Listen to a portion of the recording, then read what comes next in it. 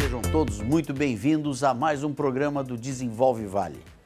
Todas as vezes nos preocupamos muito com o desenvolvimento, saber como as coisas vão acontecer, quais são os regramentos, que leis vamos ter que obedecer, o que será que vai mudar na lei que muda o meu dia a dia, pode mudar na minha empresa, nos tributos que pago, enfim, temos uma conexão direta com a legislação. Hoje eu vou falar de um tema extremamente importante para você empreendedor, que é o regulamento do poder legislativo do nosso país.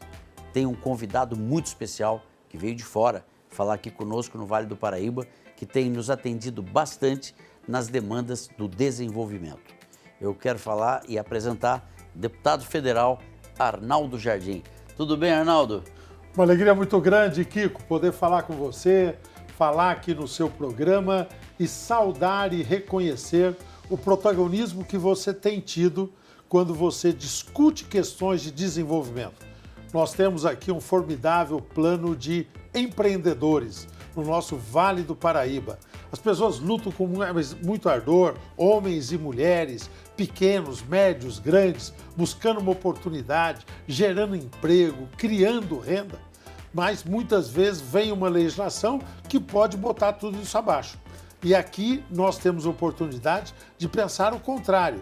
Que iniciativas nós podemos fazer para fortalecer esse empreendedor? E você faz isso em todos os seus programas. Semana passada você esteve aqui com o secretário do Meio Ambiente, falando da questão do licenciamento ambiental. São coisas como essa que fazem a diferença para o desenvolvimento. Parabéns, Kiko. Obrigado, Arnaldo, deputado federal aí de grande qualidade para o nosso país. É um prazer recebê-lo aqui.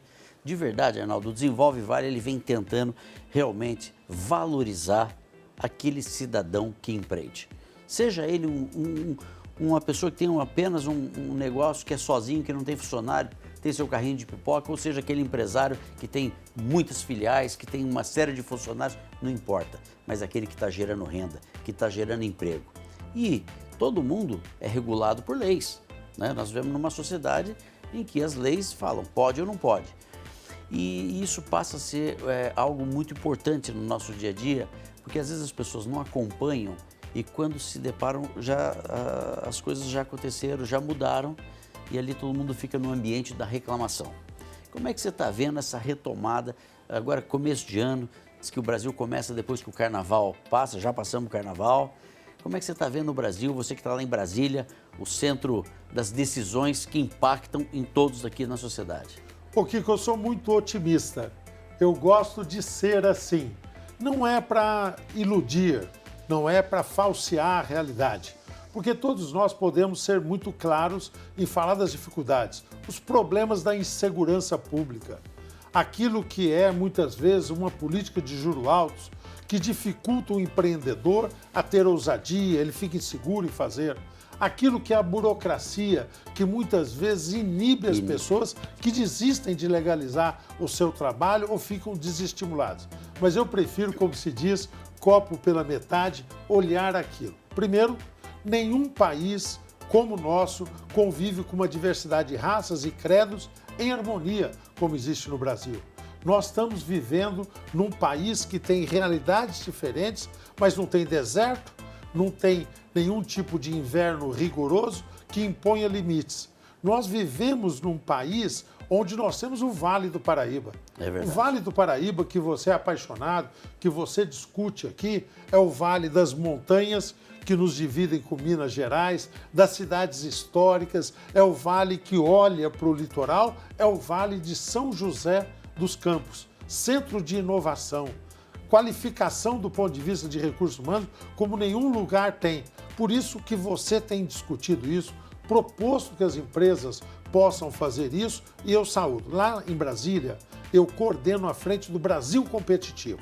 É o chamado Custo Brasil. Aquele custo que a burocracia, que a insegurança, aquele custo que o custo do dinheiro para poder financiar, muitas vezes inibe. Então, nós estamos tomando iniciativas para poder segurar isso. Quero destacar algumas delas, que com o tempo nós podíamos discutir aqui. Perfeito. As debêntures de infraestrutura. O fato de nós darmos força à inovação para que a lei do bem realmente funcione e ampare aquelas empresas que querem investir. Nós criarmos mais instrumentos para que os fundos imobiliários possam ampliar a sua atividade também. Você próprio, outro dia conversava comigo sobre a energia nova, energia solar, renovável que nós podemos ter. Então, nesse momento em que a questão ambiental surge no mundo, o Brasil pode ser protagonista disso. Então, eu estou muito animado. Acho que o Brasil vai ter um desenvolvimento acima do esperado nesse ano, vai continuar a trajetória de quedas de juros e o ambiente para empreender vai ficar cada vez melhor. Deputado, a gente sabe que a queda de juros, né, essas iniciativas de governo acabam fomentando bastante a economia. O setor da construção civil, por exemplo, ele é muito impactado quando a taxa Selic está mais baixa, porque permite as pessoas fazerem ali os financiamentos. No início do governo Lula, nós ficamos preocupados porque dava a impressão de uma certa ingerência do governo federal no Banco Central. Esse assunto está superado? O preço da democracia é eterna vigilância, tem um ditado que diz isso, né? Eu acho que a gente deve compreender que esse governo foi uma escolha feita pela população, o Lula tem uma visão mais à esquerda.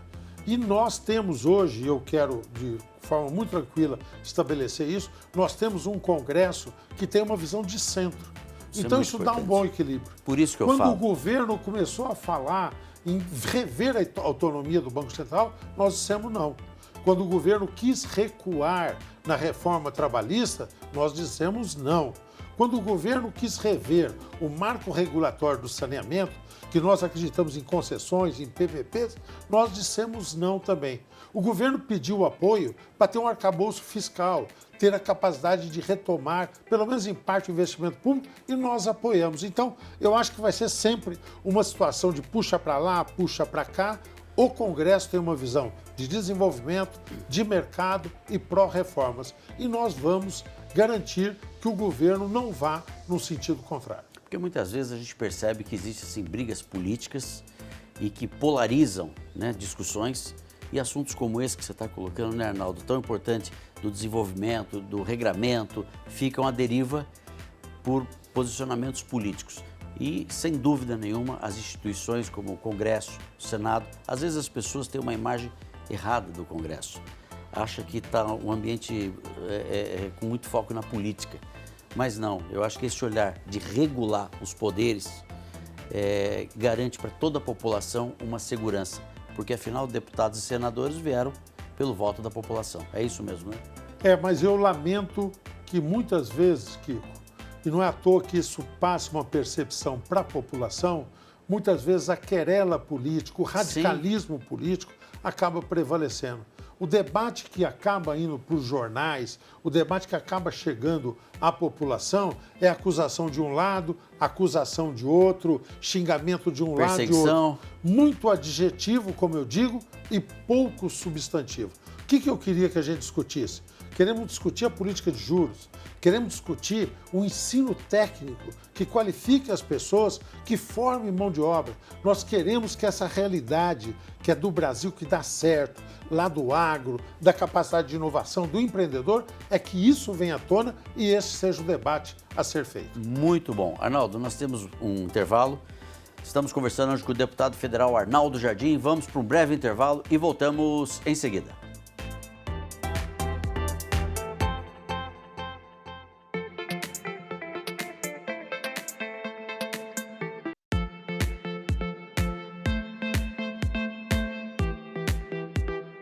De volta hoje com o deputado federal Arnaldo Jardim.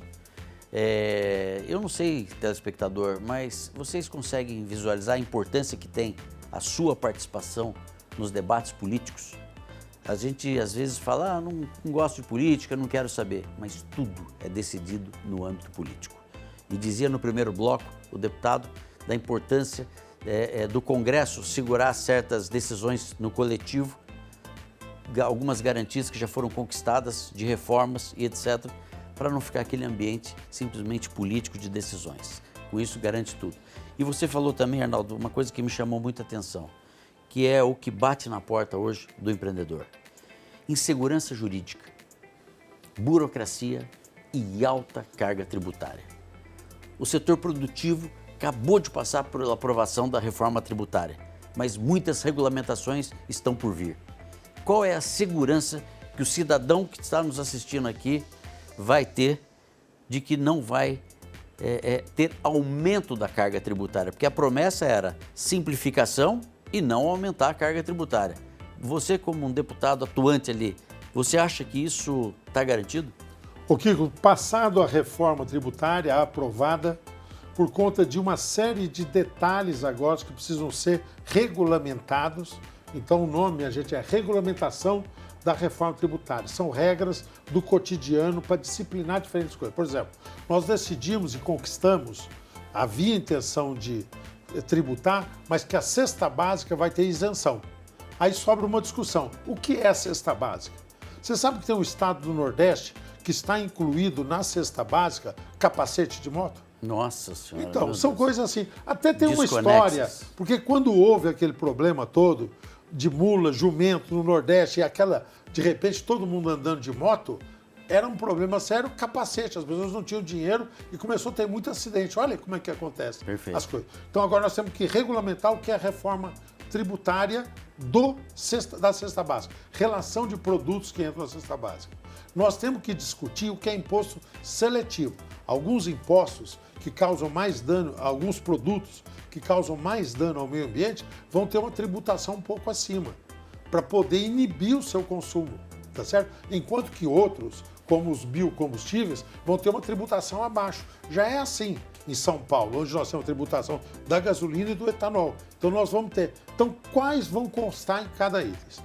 Para isso, o Executivo, o governo federal, está preparando a sua proposta. Está preparando com eles mesmos. Reuniram e montaram 16 grupos. Uma proposta de governo. O que nós fizemos? Nós, do parlamento. Eu coordeno, por exemplo, a frente do Brasil Competitivo. Ao lado de outras frentes, nós montamos os mesmos 16 grupos, participam deputados e participam entidades da sociedade. Perfeito. Nós convidamos a CEBIC, Câmara Brasileira da Indústria da Construção, participa. Aquele dia que você me convidou para ir debater no Desenvolve Vale, tinha empreendedores do setor imobiliário que falaram como é que vai ficar a nossa tributação. Sim. Tá certo? Tinham pessoas do setor de serviço que perguntaram a mesma coisa. Então, nós montamos 16 grupos. Quais são as diretivas? São assuntos distintos, mas tem grandes eixos. Primeiro, não aumentar a carga tributária, porque se bobearmos, vem um detalhe a mais que o governo pode sugerir, uma outra medida que eleva a carga tributária. Então, não elevar a carga tributária. Segundo, você mencionou simplificação.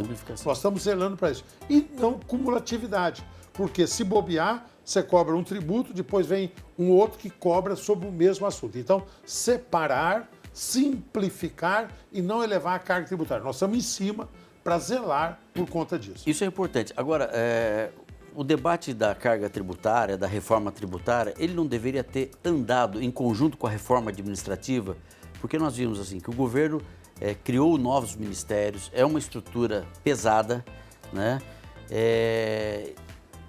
Mais ou menos como um orçamento de casa, né? Se você está gastando mais do que você ganha, você tem que economizar nas suas despesas. Assim funciona para o telespectador.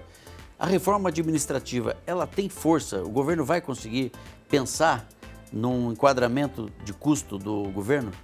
Reforma administrativa. Olha o que o Kiko Savaia nos colocou. Estou dizendo porque você tem um público que eu sei que é de primeira qualidade, muito informado, mas pode ser que uma outra pessoa não compreenda isso. O que é isso?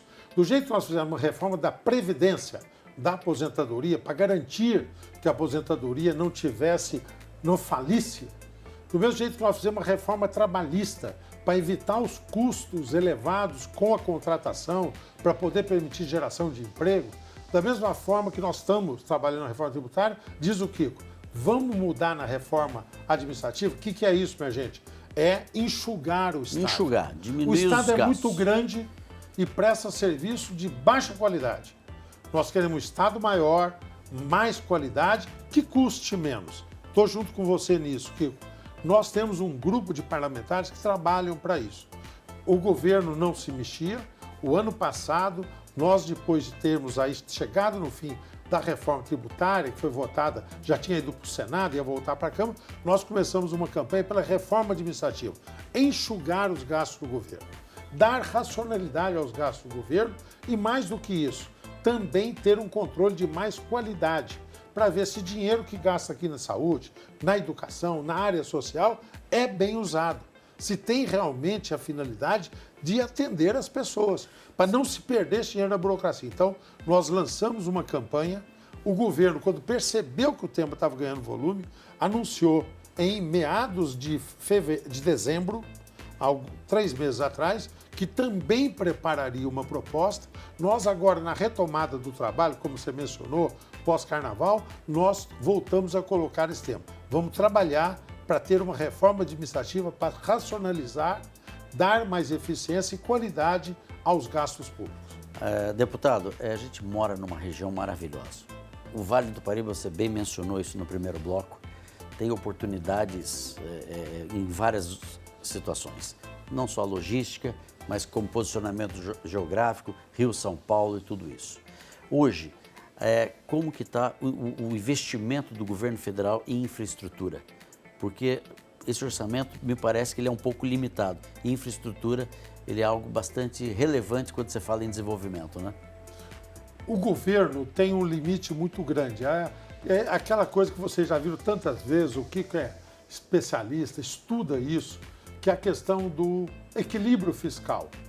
O Kiko há poucos instantes falou, olha gente, aquele negócio, eu não posso gastar mais do que eu recebo, senão não fecha a conta. Sim. Eu tenho um salário, eu não posso ter na minha casa gastos que depois não me permitam pagá-los, tá certo? Então, quando nós falamos de equilíbrio fiscal, é o governo diminuir os gastos para não gastar menos. O ano passado, nós gastamos a mais do que foi arrecadado, 240 bilhões. Eu vi.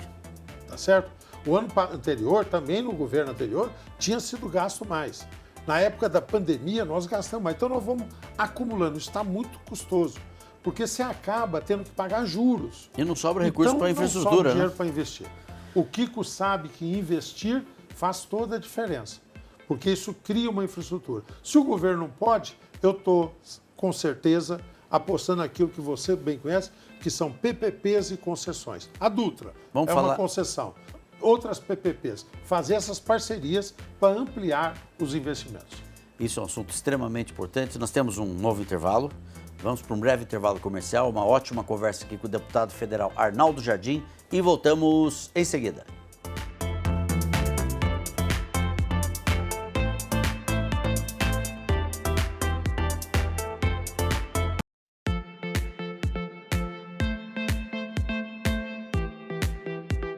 Bem, estamos de volta. Hoje uma conversa aqui com o deputado federal Arnaldo Jardim, do Cidadania, aqui do estado de São Paulo.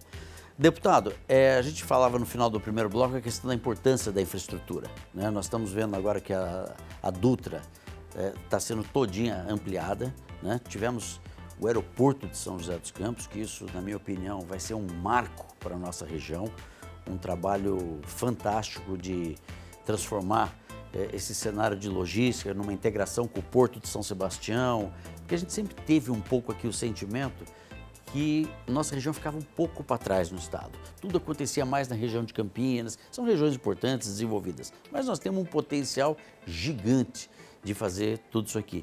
Essa parte de concessões, ela passa a ser importante porque a iniciativa privada tem a expertise, tem o recurso, e o governo faz a função dele, que é regular, fiscalizar e etc. Qual que é o seu olhar especificamente para essa questão de infraestrutura em PPPs e concessões que a gente falou um pouquinho no último bloco agora? Ô Kiko, primeiro a minha convicção de que este é o caminho, PPPs e concessões. Atrai o privado e presta qualidade no serviço. O que o Estado tem que fazer?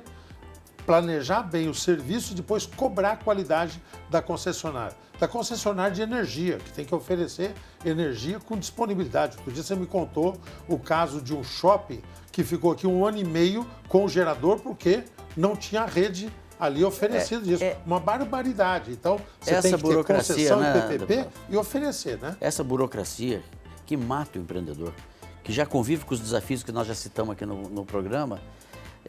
Então, essa hora é a hora que o Estado tem que entrar, justamente, né? Um shopping funcionar com gerador, quer dizer, por 1 ano e pouco, esperando a burocracia, um lugar que está gerando emprego, que está gerando receita para o município, para a No cidade. momento que você tem energia sobrando no país, Sobrando. não está faltando. Então é PPPs e concessões, estamos juntos. Te contar uma coisa, dividir com você a alegria, eu dialoguei com o governo e eu estou apresentando agora um projeto de lei para aperfeiçoar alguns pontos nebulosos ou conflituosos da legislação. Porque tem algumas concessões que demoraram muito tempo. É o caso do Galeão, no Rio, é o caso de Viracopos, aqui em São Paulo. Foi feita uma concessão, a concessionária devolveu, então nós estamos tirando esses pontos de dúvida para que as coisas possam ocorrer. Tinha medo de que o governo novo federal que viesse, do Lula, botasse um pouco de cuidado, parasse as PPPs e concessões. Não parou. Mas deram um sinal que não, vão prosseguir, saúdo isso, vamos melhorar a legislação para que mais investimentos possam vir. E aqui, em São José, Vale do Paraíba, eu queria te dizer, eu acho que o fim da guerra fiscal vai atrair muito investimento para a região, o Desenvolve Vale vai ter muito serviço, pensar estratégias de desenvolvimento e você vai ter uma grande responsabilidade, Kiko. Eu fico feliz, deputado, por todos, porque quando você desenvolve uma região, não é que você está defendendo o rico ou o dono da empresa, pelo contrário. Todo mundo quer morar numa região desenvolvida, que tenha segurança, que tenha mobilidade, que tenha infraestrutura, que tenha serviços. E isso tudo depende de investimento e depende de pessoas fazendo e produzindo. O nosso tempo aqui é curto, mas eu fico muito feliz de, através do espaço, na TV Tati SBT, trazer uma pessoa tão relevante do cenário nacional, deputado federal Arnaldo Jardim. E com isso eu agradeço a sua participação, convidando sempre, porque eu sei do seu trabalho em Brasília. Muito obrigado, Kiko. Um abraço a todos. Obrigado pela oportunidade. A você, telespectador, muito obrigado pela sua audiência e até o próximo programa do Desenvolve Vale.